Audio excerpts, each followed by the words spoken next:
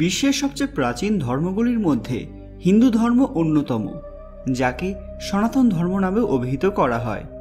পৃথিবীর সব প্রাণী, সমস্ত বস্তুরই রয়েছে নিজস্ব ধর্ম। হিন্দু এবং সনাতন এই দুই শব্দই মূলত শুনতে পাওয়া যায়, কিন্তু এগুলো কি আদৌ একই? অনেকেই জানতে চান, তাহলে প্রকৃত সনাতনী কে, আর হিন্দুই বা কারা? হিন্দু এবং সনাতন ধর্মের মধ্যে মূল পার্থক্য কী?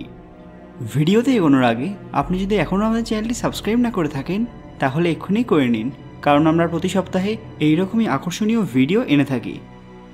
সভ্যতার আদিতে মানুষের একটাই পরিচয় ছিল, তা হলো মানব জাতি। পরবর্তী সময়ে সূচনা হয়েছে ধর্মের। সনাতন শব্দের অর্থ হলো প্রাচীন, ফলে অনেকেই মনে করেন যে পৃথিবীর সমস্ত প্রাচীন ধর্মের উৎস সনাতন। এর কোনো একক প্রতিষ্ঠাতা নেই, অনাদিকাল থেকেই এই পরম্পরা চলে আসছে। হিন্দু ধর্মকে বিশ্বের প্রাচীনতম জীবিত ধর্মবিশ্বাস বা প্রাচীনতম জীবিত প্রধান মতবাদ আখ্যা দেওয়া হয়। বিভিন্ন পণ্ডিতরা হিন্দু ধর্মকে ভারতীয় সংস্কৃতি এবং ঐতিহ্যের সংমিশ্রণ হিসেবে গণ্য করেন। তার মূলে একক কোনো ব্যক্তির অবদান নেই, একাধিক উৎপত্তি উৎস রয়েছে। সততা, অহিংসা, ধৈর্যশীলতা, আত্মনিয়ন্ত্রণ এবং সমবেদনার পাশাপাশি আরও অনেক মানবিক উৎকর্ষজনক উপায়ের কথা বলা হয়।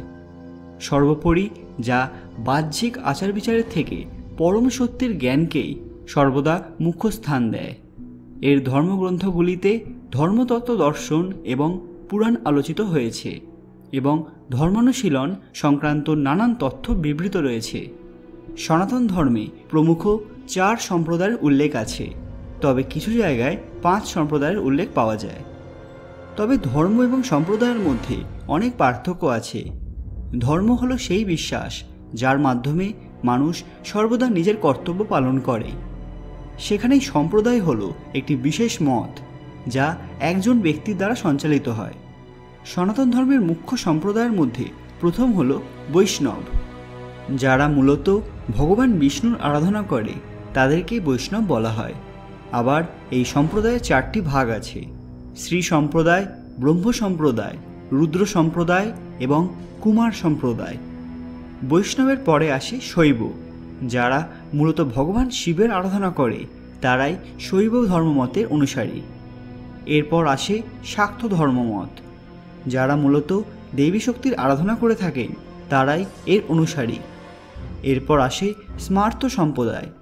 প্রাচীনকালে বেদ শুনে শুনে মনে রাখা হতো, যে কারণে তার নাম হয় শ্রুতি। যারা এই বিশেষ ধর্মমত অনুসরণ করেন, তারা সকলেই ভগবান বিষ্ণু, ভগবান শিব এবং দেবী শক্তি সকলেরই আরাধনা করে থাকেন সমানভাবে।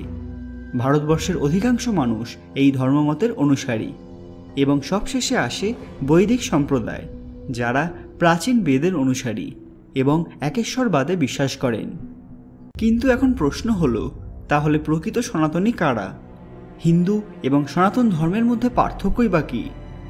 আসলে হিন্দুত্বের প্রাচীন নাম সনাতন। ধর্মীয় দৃষ্টিতে কেউ ব্যক্তিগতভাবে শাক্ত, বৈষ্ণব, শৈব হতেই পারেন, কিন্তু তারা সকলেই হিন্দু। তাদের প্রধান ধর্ম সেই প্রাচীন সনাতন। কিন্তু দিনের পর দিন নানান মিশ্রণের কারণে মানুষের প্রকৃত জ্ঞান হারিয়ে যাচ্ছে, মতেরও পরিবর্তন ঘটছে। কিন্তু এটা ভুললে চলবে না যে সবাই এক। তো কেমন লাগলো আজকের ভিডিওটি? ভালো লাগলে লাইক এবং অবশ্যই সবার সাথে শেয়ার করতে ভুলবেন না। পরবর্তী ভিডিওতে আপনারা যদি হিন্দু ধর্মের আরও কিছু রহস্য সম্পর্কে জানতে চান, সেটা অবশ্যই কমেন্টে জানান।